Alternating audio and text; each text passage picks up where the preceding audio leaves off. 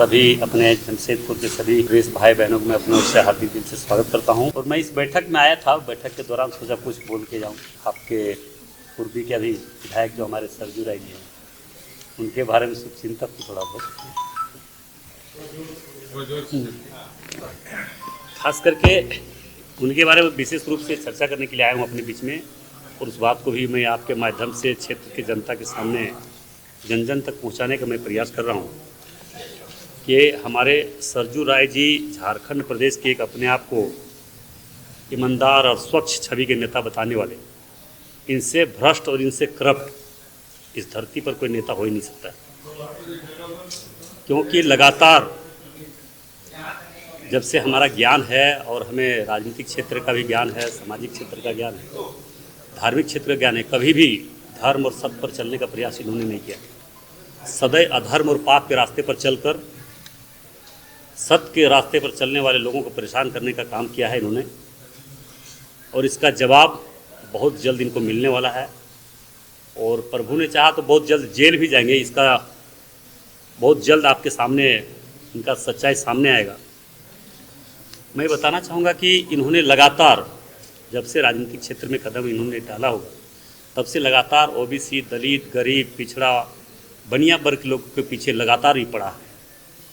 और इसका जीता जागता उदाहरण आप जमशेदपुर में भी देखे होंगे, रांची में भी देखे होंगे, धनबाद में भी देखे होंगे, जहाँ जहाँ पे आर्थिक स्रोत कमाने के लिए इन्होंने लगातार वैसे व्यक्ति को परेशान करने का काम किया है जो सत्य और धर्म के रास्ते पर चलकर राजनीतिक क्षेत्र में लगातार काम किए।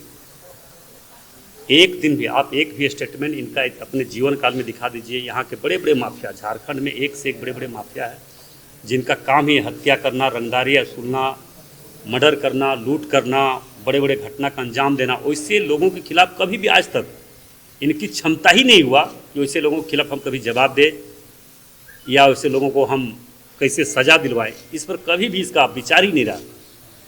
इनका विचार वैसे लोगों पर बना रहा जो गरीब के लिए काम करना, दिन रात सहयोग करना, लोगों के सुख दुख में काम करना, दुख में मदद करना, वैसे लोगों के पीछे लगातार ये पड़ा रहा। आने वाला समय इनका ईंट का जवाब पत्थर से देने का काम चुनाव के समय में हमारे जितने भी हर समाज के लोग के साथ साथ खास करके ओबीसी, बनिया वर्ग, दलित, गरीब, शोषित, पीड़ित लोग ने इनका असली चेहरा को देख चुका है, समझ चुका है। और आने वाले विधानसभा चुनाव में इनका सबक सिखाने का काम करेंगे। ये राजनीतिक से समाप्त हो जाएंगे। राजनीतिक क्षेत्र में ऐसा इंसान होना ही नहीं चाहिए, ऐसा आदमी होना ही नहीं चाहिए जो सिर्फ और सिर्फ स्वार्थ के लिए काम करना, व्यक्तिगत लालच, व्यक्तिगत लाभ के लिए काम करना। ये व्यक्ति व्यक्तिगत लाभ के लिए ही सिर्फ काम किया है। इसलिए इसका जवाब बहुत जल्द मिलने वाला है।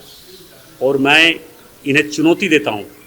ये तो बोलते हैं हम झारखंड के बहुत ईमानदार और निष्ठावान नेता हैं, ये तो वहाँ से भागे धनबाद से मैंने चुनौती दिया था कि धनबाद लोकसभा चुनाव लड़ने के लिए बहुत इच्छा जाहिर किए थे। हमने तो स्वागत किया था इनको, मगर इन्होंने हिम्मत जुटा नहीं पाई।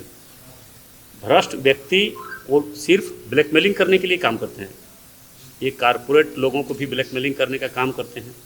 बड़े बड़े अपने एक भी जनहित का मुद्दा कभी इन्होंने कभी क्वेश्चन किया ही नहीं है। ये सिर्फ बड़े बड़े उद्योगपति के खिलाफ पीछे पड़ना, बड़े बड़े काम फैक्ट्री के पीछे पड़ना, बड़े बड़े कल कारखाना के पीछे पड़ना। कभी एक फैक्ट्री लगाने का प्रयास नहीं किया कि यहाँ पे उद्योग लगना चाहिए। जमशेदपुर, झारखंड, धनबाद में कहीं उद्योग लगना चाहिए, इसका एक भी क्वेश्चन आज तक नहीं किया होगा। मैं भी लगातार बाघमारा विधानसभा क्षेत्र से 3 बार विधायक रहे। वर्तमान में आप लोगों की कृपा से, प्रभु श्री राम जी के आशीर्वाद से धनबाद से हम सांसद बने। और इतने कम उम्र में लगभग 48 ईयर्स हो रहा मेरा, और 3 बार विधायक बन गए और सांसद बन गया। इन्होंने तो पूरा जीवन अपना लास्ट अंतिम है, अब कब्र पर इनका पैर जाने वाला है, उसके बाद भी गलत और पाप करने के लिए छोड़ा नहीं। इसलिए मैं क्षेत्र के तमाम जनता, झारखंड वासियों से आग्रह करना चाहेंगे, खास करके ये चुनाव लड़ने जा रहे हैं जमशेदपुर, कहाँ से लड़ेंगे, उन सभी तमाम भाई बहनों से मेरा आग्रह होगा कि ऐसे दुष्ट को सर्वनाश होना चाहिए, नाश होना चाहिए। और ऐसे लोगों को जवाब जरूर अब मिलेगा।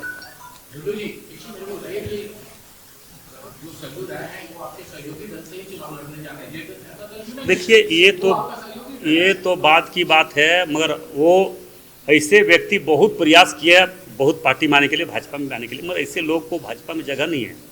दुष्ट और बेईमानों का जगह भाजपा में नहीं। इसलिए आपने देखा कि ये हाथ पैर मार रहे हैं, मगर अब कहीं पे कल्याण इनका नहीं है, इनका कल्याण होने नहीं जा रहा अब।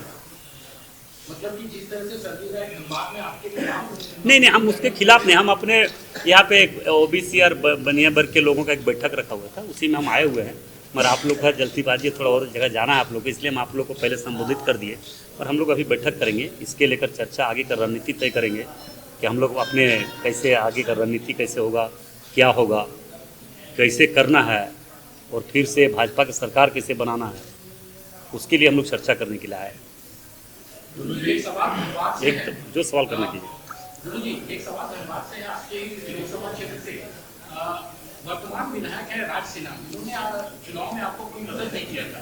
ऐसे लोगों को क्या अभी विधानसभा का चुनाव होगा, अगर उनको टिकट मिलता तो क्या दिल्ली में और उनके समर्थक इसके लिए काम करेंगे? देखिए, कौन मदद किया नहीं किया, मैं स्पष्ट रूप से बताना चाहेंगे कि 2024 के लोकसभा चुनाव में भारतीय जनता पार्टी ने एक गरीब मजदूर किसान, एक ओबीसी का बेटा को उस लायक समझा और टिकट भी दिए। टिकट देने का परिणाम हुआ, जितने गुंडे बदमाश लोग थे सारे लोग एकजुट होकर एक हो गए।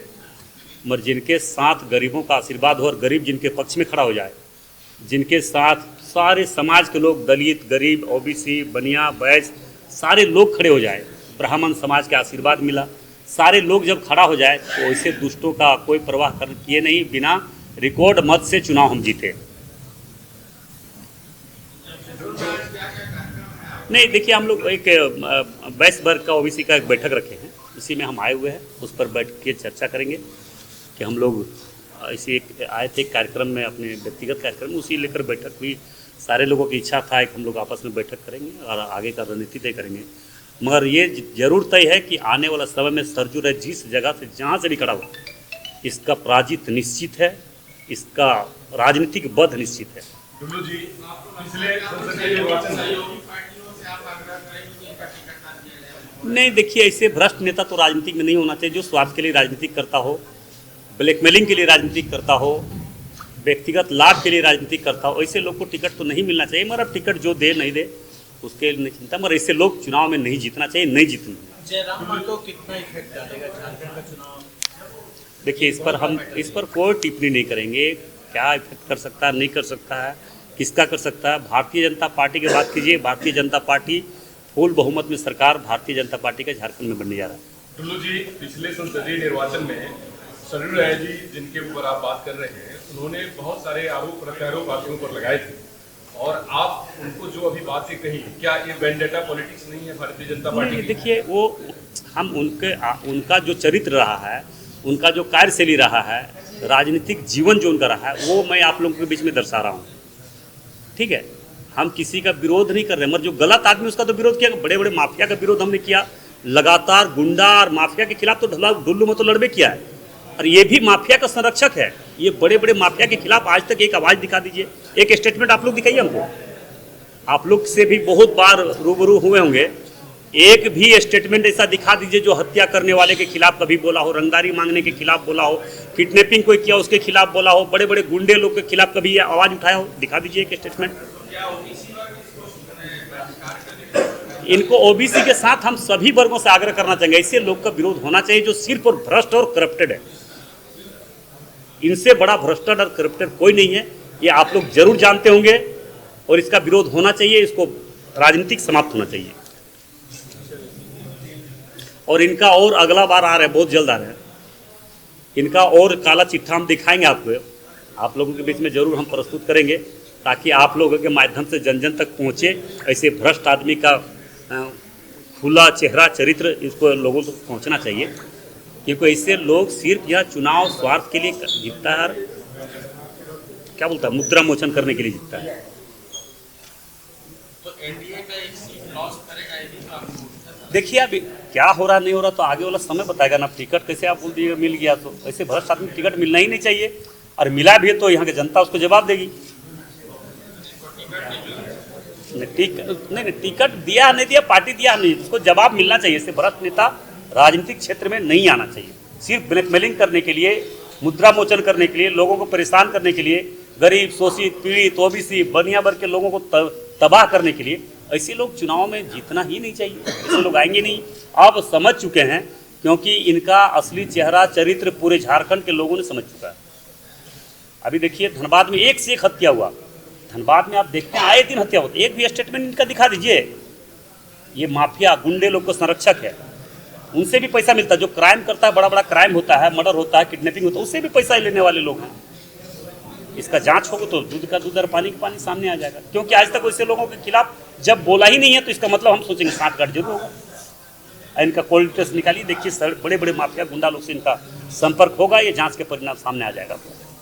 आप कह रहे हैं कि नेक्स्ट टाइम खुलासा करेंगे, क्या उसका प्रमाण है आपके पास? अब प्रमाण के साथ आएंगे हम प्रमाण के साथ आएंगे भैया। कुछ एक मामला तो बताइए।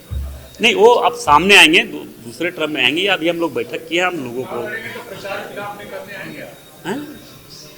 अब वो समय बताएगा।